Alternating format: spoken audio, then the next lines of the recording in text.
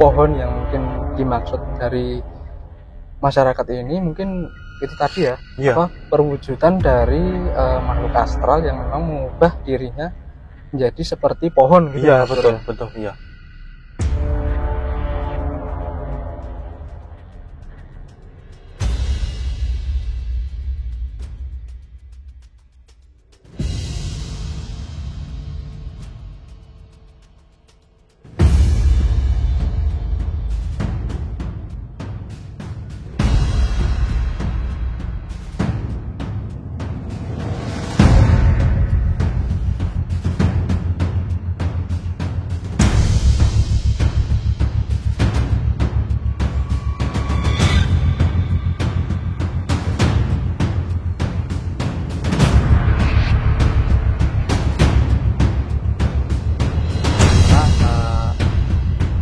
Terkait sama kuliahnya itu apa ya, akhirnya dia tuh sampai bunuh diri. Oh ya.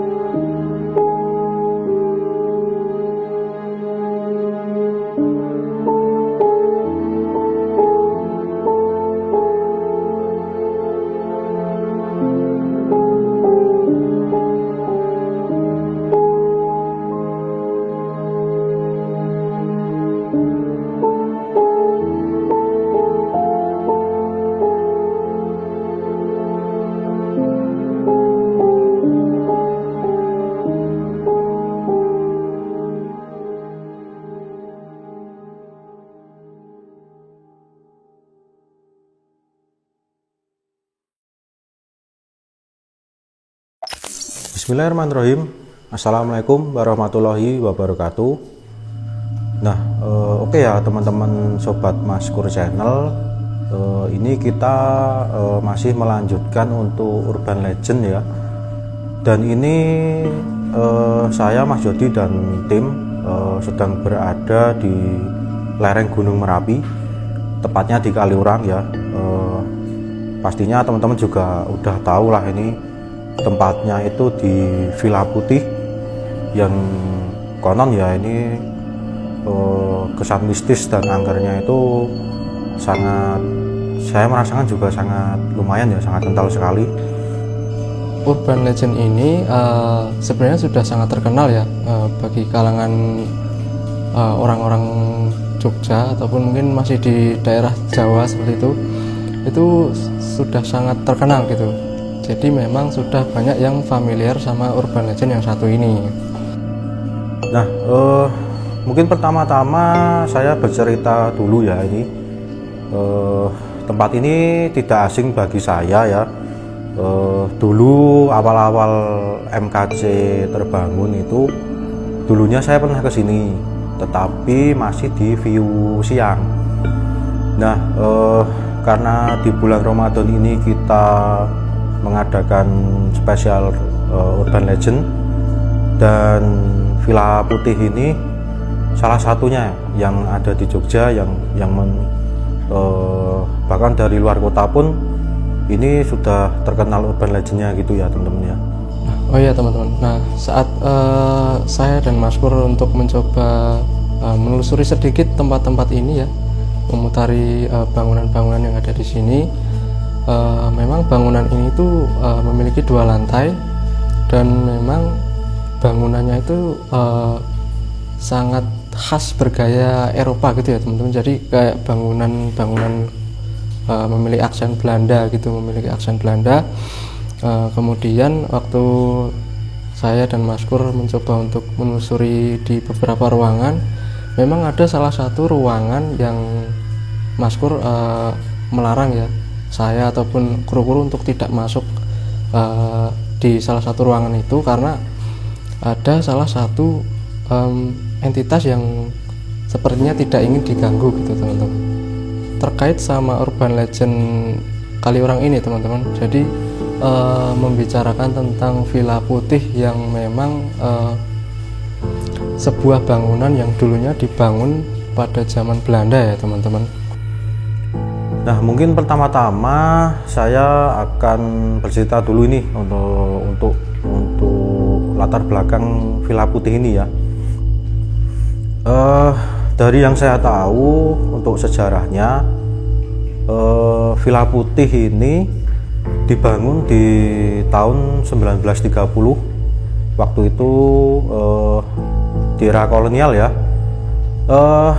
Bahasa Belandanya untuk tempat ini Zending Club Huis, dan itu artinya untuk perkumpulan Katolik Belanda waktu itu ya.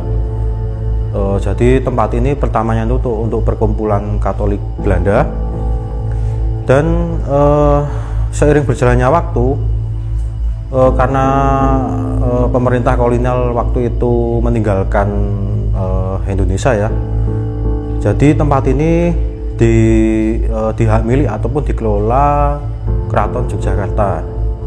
Nah, saya juga saya sempat membaca di beberapa artikel ya teman-teman, bahwa Villa Putih ini itu ada nama lain, nama dari Belanda gitu, namanya itu Grizenberg, yang artinya itu adalah perbatasan pegunungan gitu teman-teman. Nah, tetapi di 1994 waktu itu Gunung Merapi baru erupsi ya, itu lumayan dahsyat, bahkan tempat ini pun juga tersapu wedhus gembel ataupun waktu itu tersapu awan panas.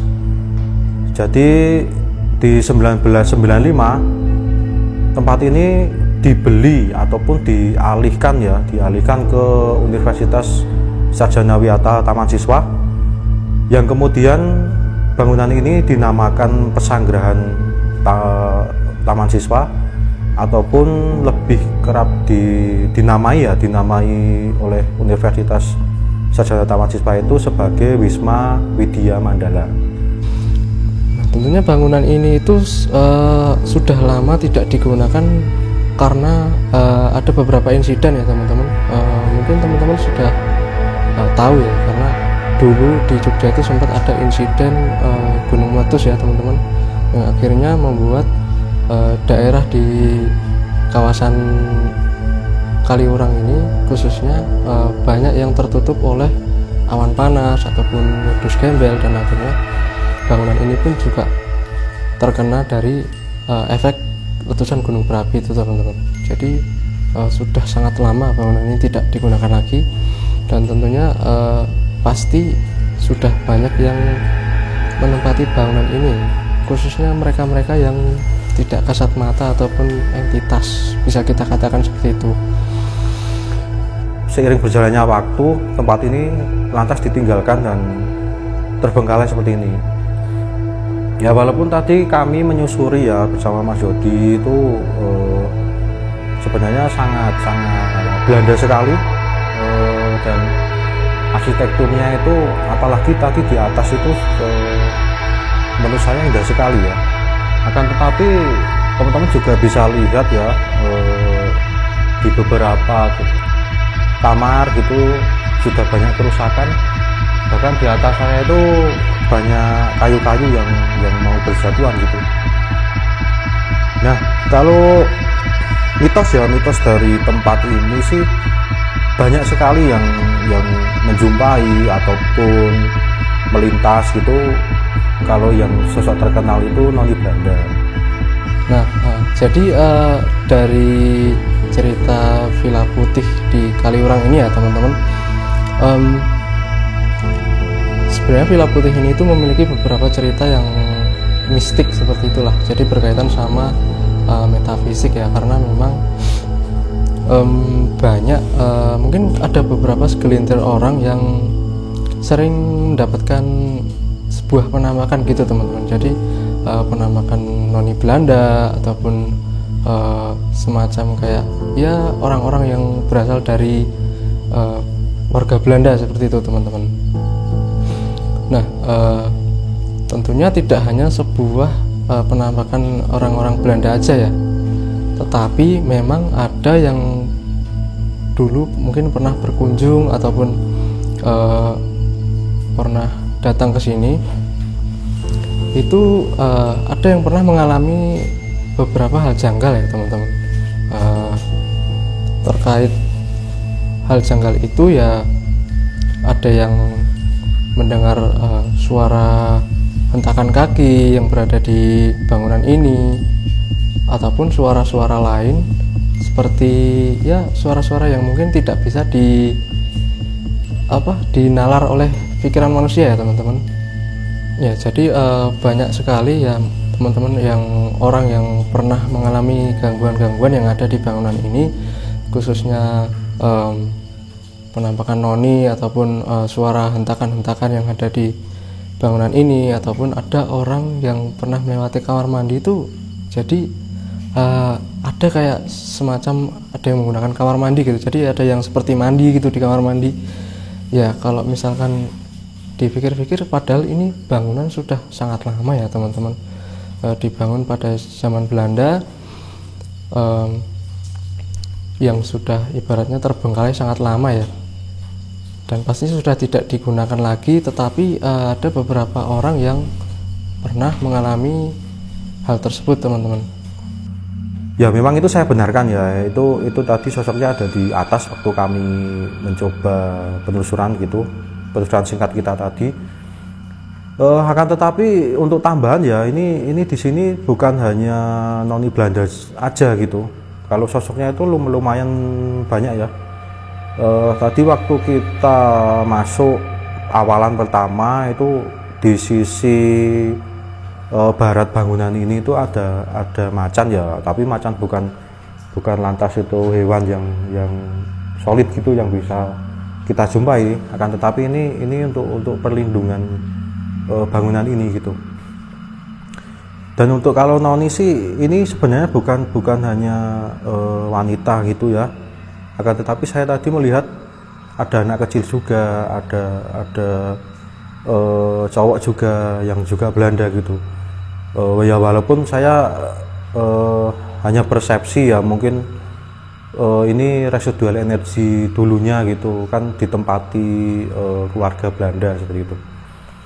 Nah, untuk sosok yang saya lihat di sini, ini tadi saya kan mohon izin dulu ya untuk masuk tempat ini gitu. Ada satu ruangan ya yang tidak boleh dimasuki, dan waktu kami mau masuk tadi kita nggak melanjutkan untuk masuk karena di situ ada yang ya sesepuh gitu. Jadi sosok tua gitu, beliau katanya nggak mau diganggu. Jadi kita nggak memutuskan masuk tadi. Cuman yang saya rasakan dari bangunan ini itu sangat gimana ya, hawanya itu memang mungkin karena ini sehabis hujan ya, karena belum lama ini habis turun hujan teman-teman, jadi suhunya memang agak dingin di sini. Tetapi memang ada beberapa saat gitu, mungkin saat masuk di beberapa ruangan itu, saya lupa tadi di ruangan keberapa, saya merasa tangan saya itu agak sedikit hangat gitu teman-teman, jadi agak panas itu hawa-hawanya. Padahal di sini tuh kalau bisa dikatakan itu tempatnya itu ada di dataran tinggi ya teman-teman, harusnya kan suhunya lebih dingin gitu. Nah, untuk selanjutnya mungkin sekedar info ya, ini kita syuting di waktu Gunung Merapi ini baru erupsi ya. Jadi kita nggak bisa terlalu lama di sini. Ya mungkin itu saja cerita dari saya ya untuk Villa Putih ini. Ya mungkin teman-teman yang ada di luar kota, mungkin yang penasaran dengan tempat ini bisa mengunjungi ke sini untuk sekedar berfoto mungkin, ataupun mengetahui sejarah tempat ini. Akan tetapi tidak saya sarankan untuk berkunjung ke sini di malam hari ya, karena sisi lain tempat ini sangat gelap, energinya lumayan besar, dan juga mayoritas memang sosok di sini tuh seolah tidak mau terganggu lama gitu. Nah, untuk pembahasan urban legend kali ini mungkin itu saja ya teman-teman. Jadi Villa Putih ini itu bukan cuma sekedar bangunan villa yang dulunya digunakan sebagai penginapan ataupun hal lain, cuman akhirnya Villa Putih ini pun juga digunakan untuk wisata mistik ya teman-teman, khususnya untuk tahun-tahun ini, atau ya sudah cukup lama sebenarnya. Jadi tempat Villa Putih Kaliurang ini sudah digunakan sebagai destinasi wisata mistik gitu. Terima kasih teman-teman Sobat Maskur Channel semuanya yang sudah menyaksikan acara Urban Legend Jogja. Tidak terasa ya teman-teman, kita sudah memasuki akhiran untuk puasa. Besok lusa kita sudah menuju hari kemenangan. Saya Maskur beserta tim ya, saya mewakili tim Maskur Channel menyampaikan selamat Hari Raya Idul Fitri 1444 Hijriah. Mohon maaf lahir dan batin. Ya, terima kasih buat Sobat Maskur semuanya yang sudah menonton video kita pada malam hari ini. Dan buat teman-teman semua yang belum pada subscribe nih, jangan lupa untuk klik tombol subscribe di bawah, dan jangan lupa untuk klik tombol like, komen sebanyak-banyaknya. Dan apabila teman-teman punya saran buat tim Maskur Channel nih, mungkin ada saran apa gitu, kan bisa komen di bawah kok. Nanti kita tampung satu-satu, kita coba buat kontennya kayak gimana supaya lebih asik lagi ya. Terima kasih. Mungkin itu saja. Akhir kata, wassalamualaikum warahmatullahi wabarakatuh.